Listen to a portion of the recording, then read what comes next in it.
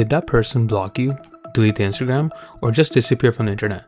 It's the ultimate social media mystery, but today I'm going to show you exactly how to crack the case. Make sure you stick around for the web browser trick at the end, because it's the only 100% foolproof way to know for sure. First, let's talk about the ghost.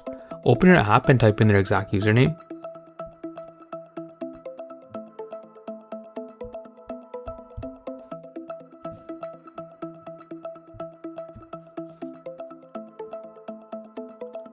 If you go to the profile and it's a complete blank slate, no profile picture, no post count, and a message that says user not found or no post yet, you can breathe a sigh of relief. You aren't blocked. They most likely just deactivated or deleted their account. They might come back eventually, but for now, they're off the grid. But what if you're blocked? Here's a dead giveaway.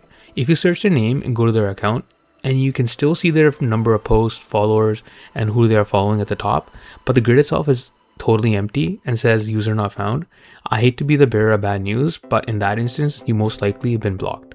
If you want to know with absolute certainty what happened, step outside the app, open up Safari, Chrome, or any web browser and make sure you're not logged in, and go to instagram.com/their exact username.